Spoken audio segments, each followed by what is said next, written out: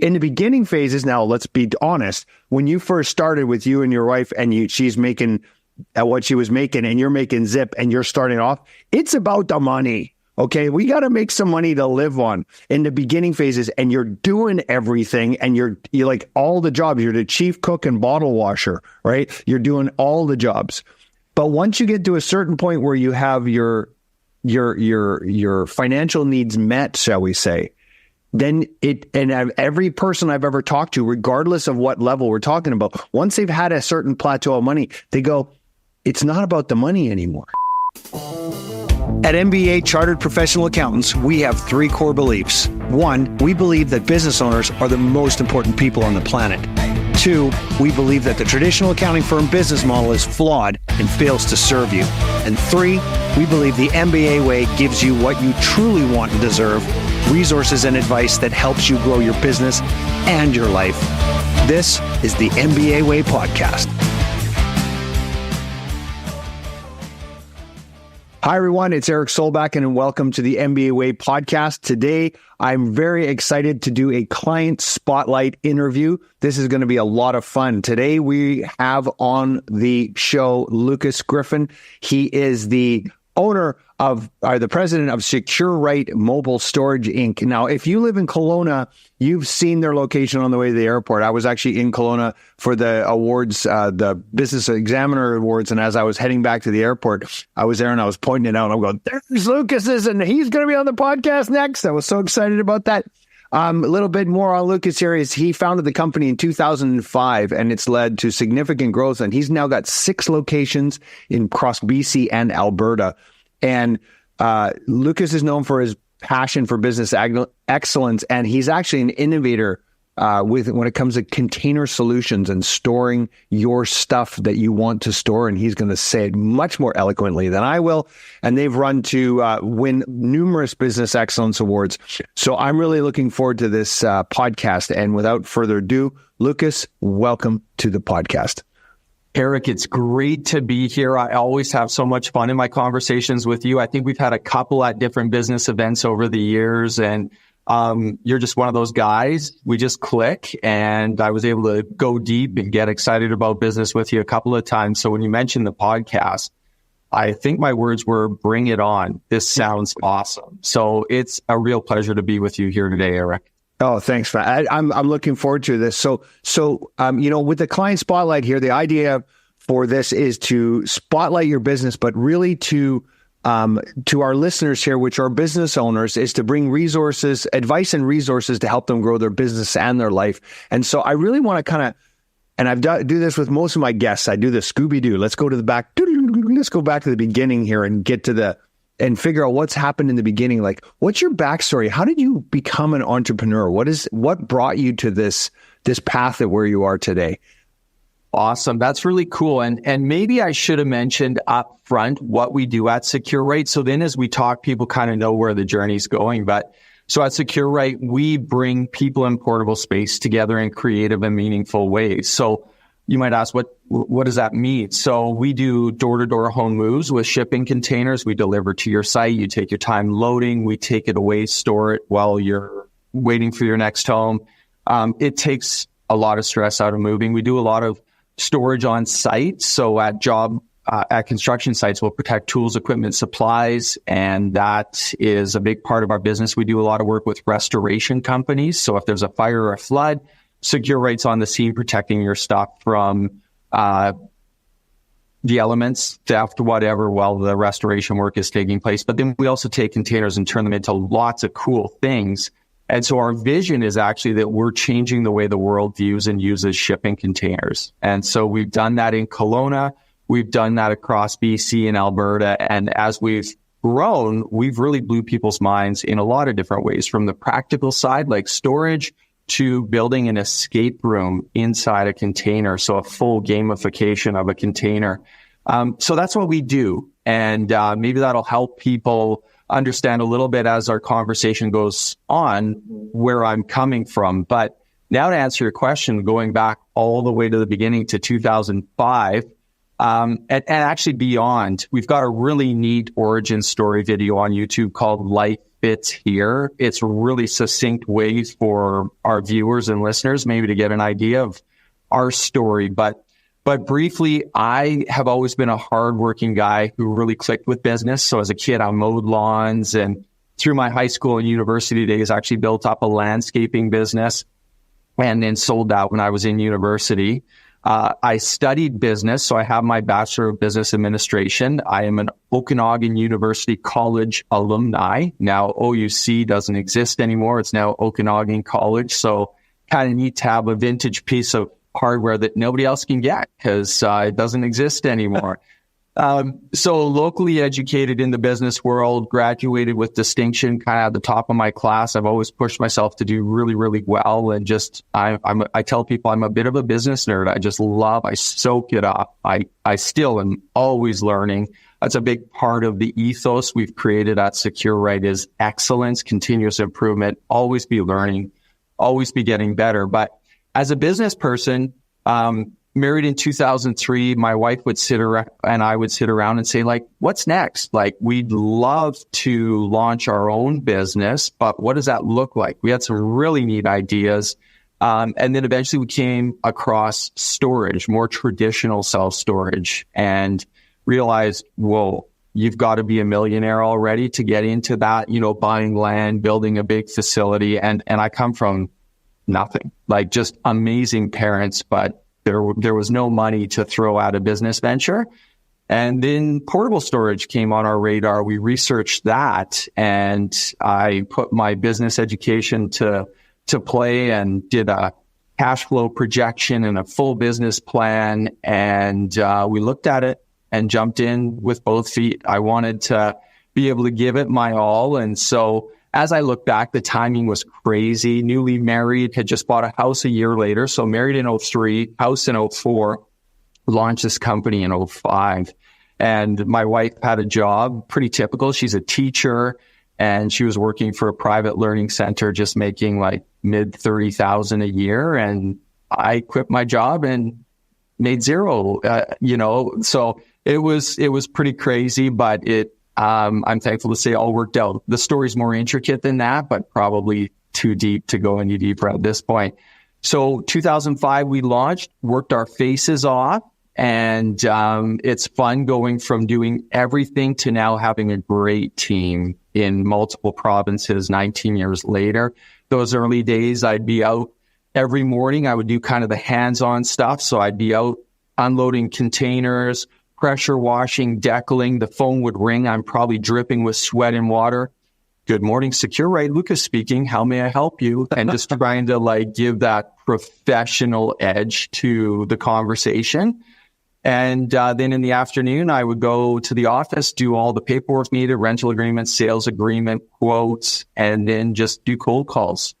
And we just kind of ground our way to a point where we needed more people, and hired my first 2 full-time employees in 2007, and one of them is retiring. So we've seen the journey of 17 years together, and now he's riding off into the sunset. So we've seen a lot of change at Secure-Rite. We've seen a lot of growth, and hopefully we can talk a little bit about that and share some of our what we think worked, what didn't work throughout our conversation today. But does that answer your question, Eric? Does that give you background? I was unusually quiet throughout that whole thing, because normally you say so many things, and then although I think of this and then this point and this point and this point, but I'm like, no, I'm going to let Lucas run on this one because I can see where he's going. The first thing I want to just kind of highlight here is what you said at the front end when you went to the end of the story first to say, what is Secure-Rite? Here's what we're about. And then you went back and started explaining the story. What I found really interesting about that is that you didn't say, well, we just do storage. It was like, we're changing the way people view the usage of storage containers. Like, it's innovative, growth centered and growth minded. Like, you're about growing and always learning and creating something new. That's what I love. That's, I think, why you and I click so well, because it's about creating new value in the world. So that, like, the definition of entrepreneurs, taking something from a lower level of productivity and raising it to a higher level of productivity, right? you raise it to a new level. So, which means you need to create something new. And I think there's a difference between being a business owner and being an entrepreneur.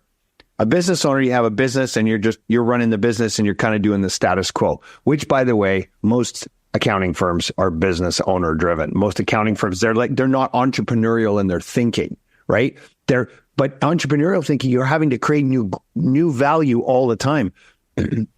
When you were explaining what Secure-Rite is, that had growth written all over it. Then when you explained about your culture, which we haven't gotten into, but I could hear it and feel it. It's always about growing. We're always growing. You're helping your employees grow. You want everybody to get better. That's energizing to me. I love that. Oh, it is. This is the stuff that keeps me in the game. Business is not easy. I tell people, business is not an easy way to make money. Full stop. But the things that that's true. That's so true. Oh my gosh, you get oh. Well, yeah, we both get it. So it's a grind, but there's things that keep you fired up. So for us here at Secure-Rite, it's our customers, but it's also our team. And I'm a team builder. I'm a people person. I just love seeing people grow, seeing a company grow. That's the excitement. That's what keeps me pushing forward and grinding on. But you had mentioned a comment. Oh, I'm doing. Shoot, you mentioned something, and now I'll pick up on it later. You talked values, but you also talked culture. I'd love to touch on that when you're ready, but yeah. But where do you want to go next? Yeah, no. So and again, what I'd like our listeners to kind of ponder and think about this is like when you're thinking about your business and going, what part of the business is making you get fired up? What gets you out of bed in the morning? My father-in-law, Scottish fellow, Colin Campbell. He says, what gets you up in the morning? He's always like, what gets you up in the morning? Is you need something to get you fired out of bed. And so I want to ponder this question to the listeners. It's like, and when your business, what fires you up in your business? Like, what gets you excited to do in your business, right? And what gets you going? And we've talked on that spark for yourself, and we unearthed the ugly rock and looked underneath the ugly parts, which is business is hard. It is not easy. And I like what you said. It's not the easiest way to make money. Like starting your business is not the easiest way to make money. It's a lot of hard work. But what is it that keeps you going? And not so much that keeps you going on a fear basis, but keeps you going on an excitement basis and a growth basis. And like what keeps you engaged in the game, so to speak. Right. And, I think it has to be a purpose bigger than money. Money is actually a terrible motivator. And if you are working for something bigger than success from a monetary value, your purpose is much better to find. One of my mentors and ex-bosses that I used to work with, David McLean, a big thing he would say all the time is prosperity for purpose. Is your business doing well? What are you going to use that for? Are you impacting people's lives to make them better? We try to do that at Secure-Rite. Are you giving back to the communities you serve? Again, that's something that Secure-Rite goes for. We just had a food bank event 2 Saturdays ago, and just, hey team, we're going to be sponsoring this event with the Central Okanagan Food Bank. It's in West Kelowna. Most of our team lives in Kelowna. If you could make it, it would be great. We had over 12 staff and spouses show up at this event just because they believe in a cause greater than Secure-Rite. They know, and I'd love to touch on values here, but they are on the team because we're a values-driven company. And do you mind if I launch? No, dude, I was just gonna ask you that. Could you please tell me what are the values that you have in your business? I think so. 2 things that I think are critical to business success. And I'll add a third one, which is kind of a nerdy side of what you need in business. But a few years ago, we read the book Traction by Gino Wickman. And I know that MBA has done that as well. That's probably where the name the MBA way comes from. We have the Secure-Rite way, and it's an established process and series of values. But even before we read the book, I'm a very values driven leader. And so we discovered in about 2020, as we started this journey, we're like, man, there's something that all of us share at Secure-Rite. Like, what makes a good Secure-Riter? Why does our team click so well? When we hire well, why do we love that person so much? Why do they love us? So we really tried to establish and define the values that we already had, not create who we wanted to be, but define who we already were. And so we went through a series of just, we did an all-day workshop with a third-party consultant. We really drilled down, and we came up with 4 values: community, excellence, agility, and Cowboy Grit. And so now we talk about those values all the time. Before you even come to join our team, we're going to describe these values to you and say, hey, how do these sound? We just landed a new biz dev professional in Calgary, and our conversation was like, we described community, excellence, agility, Cowboy Grit, what they mean to us. And we said, hey, does this fire you up or scare you? Because if this fires you up, you're going to love it at Secure-Rite. If it scares you, you're going to hate every day. And so it's all about now trying to get the right people on the bus.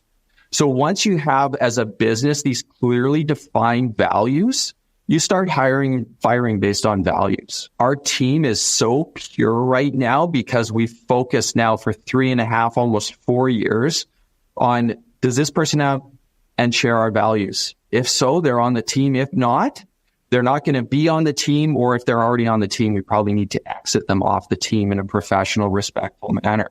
So our team is like, we believe these values. And so that's why when we have an event in a different city and we just throw it out there, like, whoever can make it, please come, we've got people coming and bringing their spouses, because this value of community is one of our core values, and they believe in it and they show up, and you know what? They have a good time. So that's one of the big things, is define the value, get the right people on the bus. We talked earlier before that you've got to have a purpose that's bigger than business. And what is that? And people have to buy into that. And then the third thing is, on a more nerdy side, you've got to have clearly defined roles. Like, how do you manage people? You manage them against a very well-defined role. So you make sure you have the right people on the bus, and then their performance is managed by what most of us call a job description. Here's what this role does. Here's who they're accountable to. Here's who is accountable to them. And now management's not easy, but if you have this framework, it all of a sudden becomes way more clear, way easier to manage, and it's no longer rocket science, and it's no longer this nebulous objective world. It's very clearly defined. So those have been a few of our secrets. And what do you think of those, Eric? Well, so I'm glad you brought up the EOS, the book Traction, and then of course the other book is called Rocket Fuel, which is Gino Wickman as well, which is the entrepreneur. For those of the listeners who don't know what we're talking about, it's the entrepreneurial operating system.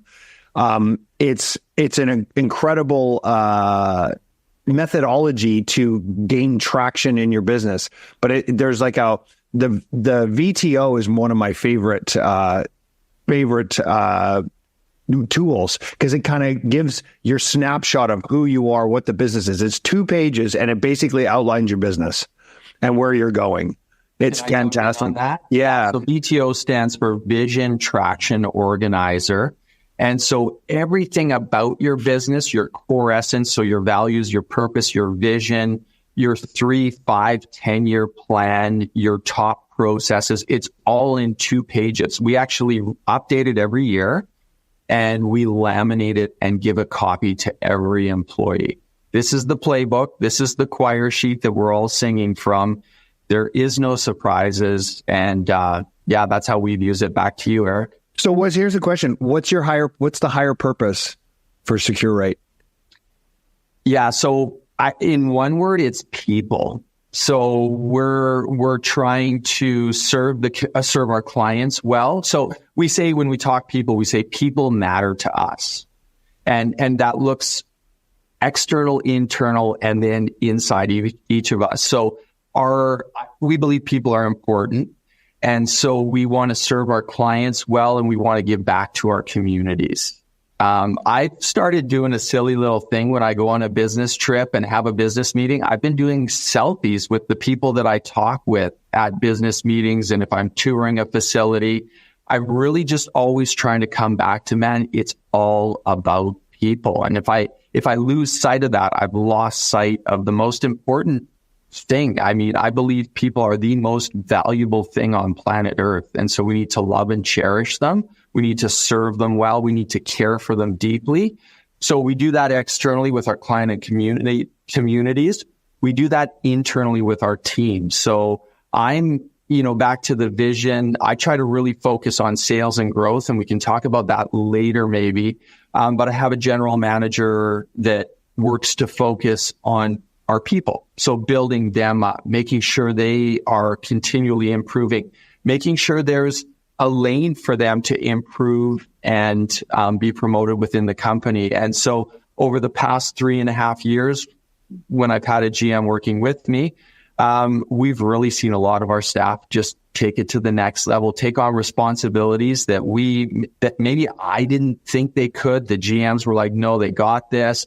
We've seen people promoted to new roles. It's really exciting. So people to us internally means we care for our people, we develop our people. But we also really, I think it's the excellence factor comes in here a little bit.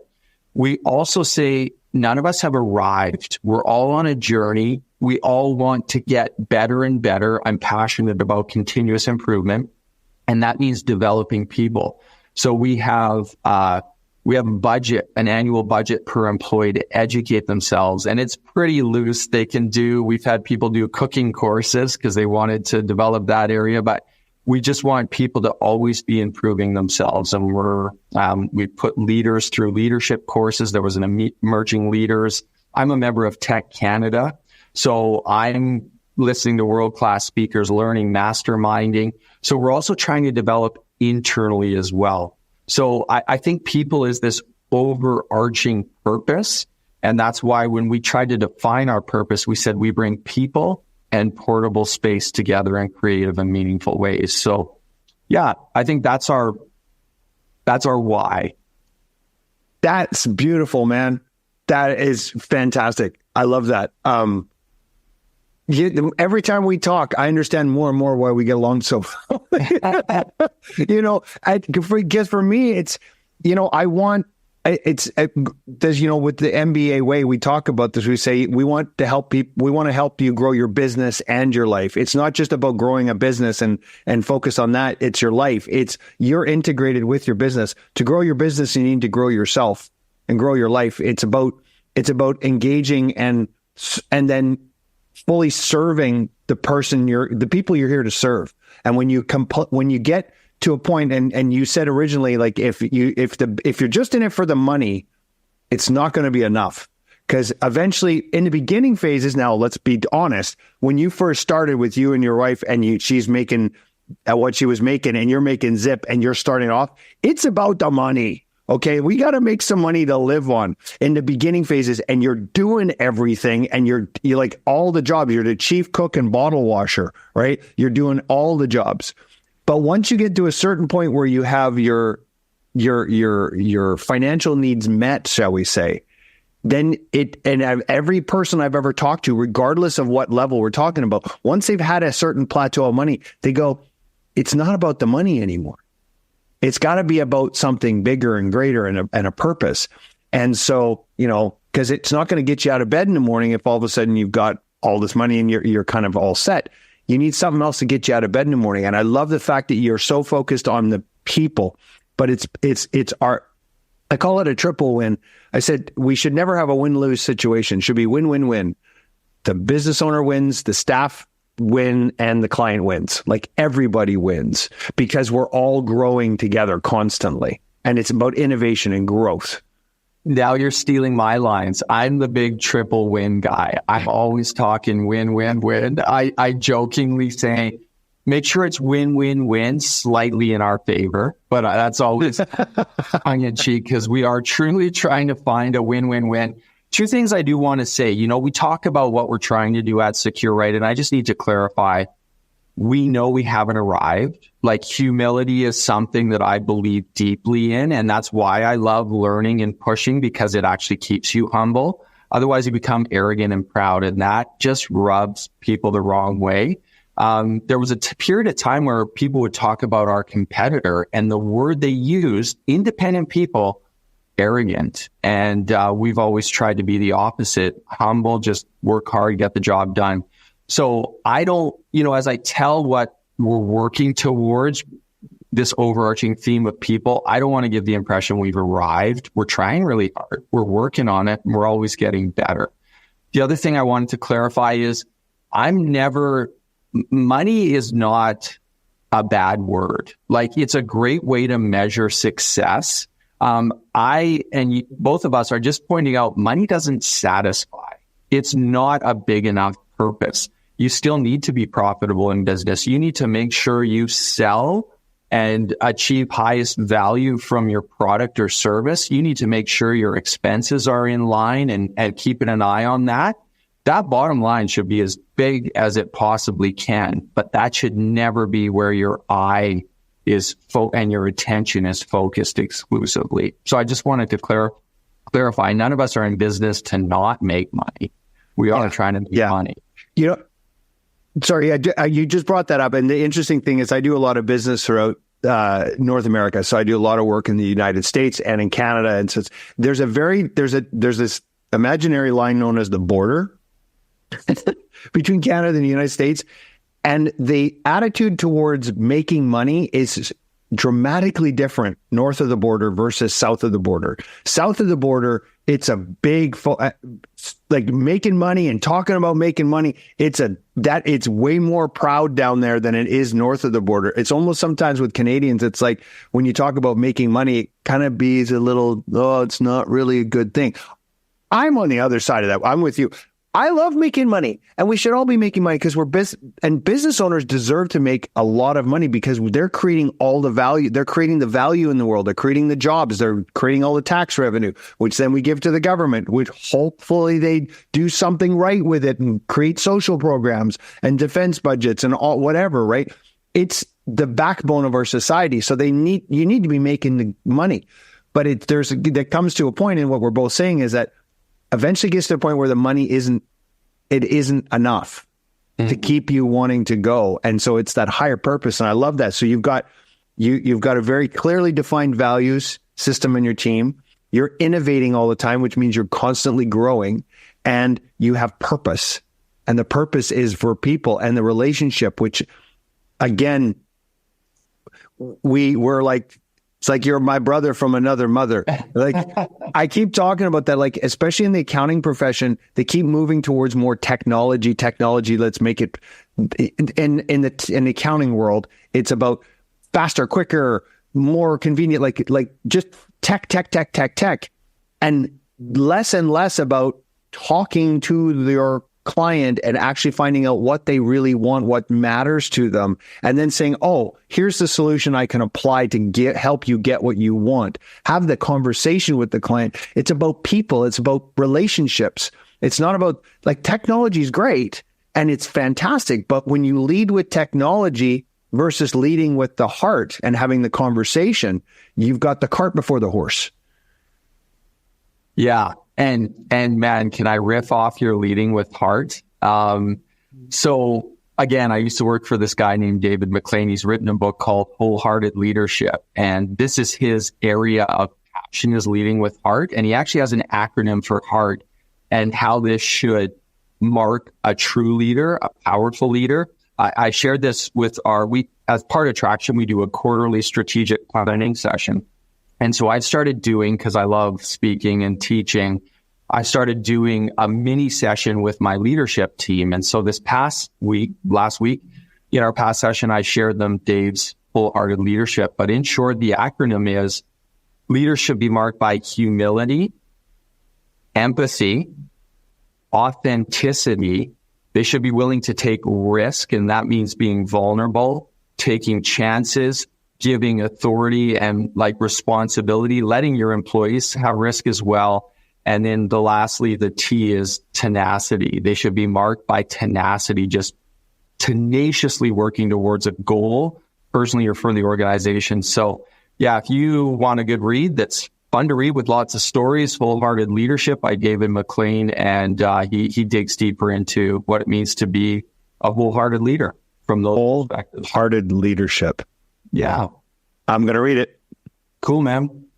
I love it. I love it. So here, I want to dive into a little more of the innovation side.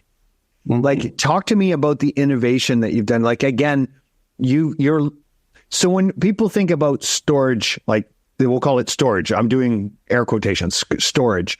They think, storage wars. Here they come in the TV show Storage Wars. They come in, they bust open it, and then they come in and they raid all the people's stuff and they take it away. But you've done a bunch of innovation in this, and I'd like you to talk to a little bit of that. And I want to hear what you've done for innovation on that side, and then also where you see yourself going in the future with it. Okay, awesome. Well, Matt, there's so much here. Funny story, when Storage Wars came out, that was the best show possible for us, because when we warned people that if you don't pay your bill, we're going to auction your stuff, everyone was like, you mean like Storage Wars? Yeah, like that. And so, man, it really helped us collect when people were behind on their payments. So funny side story.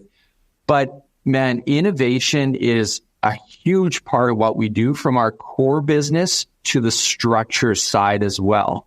And we're always pushing. And that's, again, where excellence and continuous improvement come in. We're always getting better. So I'll start back at the beginning with storage and kind of what led to us building $350,000 escape rooms for Bayer Medical and beyond. So that's kind of the journey we'll go on in the next couple of minutes here. But the idea, even of portable storage, is pretty innovative in and of itself. Even though we've taken a shipping container, it's just a standard shipping container, which has been used since 1954. There's about 54 million of these around the world. But our industry has said, hey, when the shipping lines are done with them, they're still great on a farm or at a construction site or behind a business. So we're huge in really the sustainability side of taking something that's worked hard for 10 to 20 years and giving it another 20, 30, 40-year life as something else. So that's pretty innovative. But then on the storage side, we looked at that, and I really wanted to take what was kind of a blue-collar industry, maybe a bit of a bad rap for, rusty containers everywhere. You mentioned our yard. When you drive by it, it doesn't look crappy because our entire rental fleet is built out of one-trip containers. So this is where a different form of innovation came in. We're like, okay, containers are great, but we're now wanting to store people's household contents in them. They probably don't want a 20-year-old container to do that.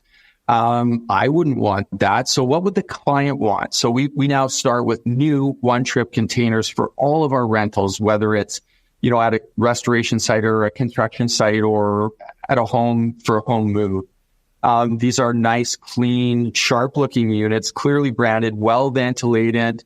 So that's a big change there. And then we said, well, the storage, and I can't take credit for all of this, but we are very much early adopters. So when we see a good idea in our industry, we're going to adopt it. We've created a lot of good ideas on our own, but 19 years ago, we saw that self-storage is amazing, but what about storage that came to you? So again, I can't claim fame for this, but you typically would rent a truck, load it up, and I'm counting on my fingers here, but I'm going to have 4 fingers up for the listeners when I'm done. You would rent a truck, load it up, drive to a self-storage facility, unload it. So that's 2 touches. Then when your next home was ready, you would rent a truck again, load it up. That's 3 touches, and unload in the new home. That's 4. And we said, listen, if we bring the storage container right to you, we can cut that in half, because now you load directly into storage. Yeah, I'm doing the wrong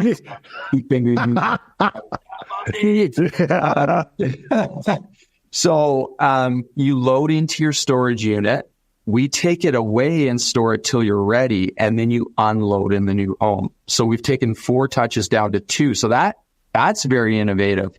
And I would say we've rocked the moving and storage industry, not on purpose, not with any malintent, but we have changed the way people move, and mostly on the self-service move side, because the full service move, you've still got movers coming, but a lot of that industry has started using shipping containers. So they now load into a container, take it away and store it in their yard. So we've revolutionized the entire moving and storage industry. So that's one thing. The other thing that we do is we're constantly looking at our product. We're like, hey, a shipping container is amazing, but how can you make it even better? So traditionally, one example is traditional containers have 4 locking rods. You can actually see a couple of locking rods on the doors behind me as we're shooting this video. And they'd have 4, great, really secure, it works. But as an industry, we said, well, why do we need 4? For the domestic use, it would be better if that right-hand door only had 1 handle. And so we put 1 locking rod with a longer handle that gives you more leverage. So just simple little tweaks like that is the innovation on the storage side. Now I want to talk a little bit about on the structure side, because containers are the strongest self-standing structure in the world. You can load a 20-foot container with 50,000 pounds and stack it 9 high. Like, it is a beast of a structure. So then people years ago started saying, well, what else could you do with this? And so our industry has taken a shipping container and we turn them into offices, first aid rooms, restaurants, as I've said, escape rooms, first aid stations, bathrooms. The list just goes on and on and on. And this is where Secure-Rite has done a really good job, I like to say, of looking at the innovation side. So I would say we've already determined we started in 2005. About 2008, we started looking at containers and what people in the world were doing with them.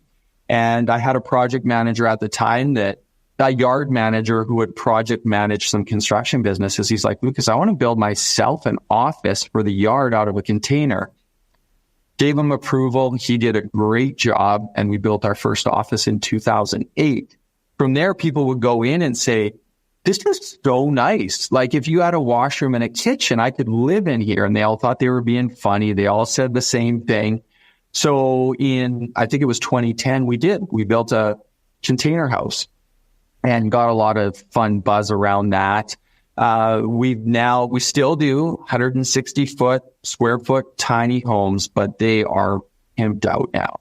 You know, we have a Murphy bed in there, a full built-in kitchen, 3-piece bathroom with like LED mirrors, really nice. They're worth over $100,000, but they are a beautiful home built in a 20-foot shipping container.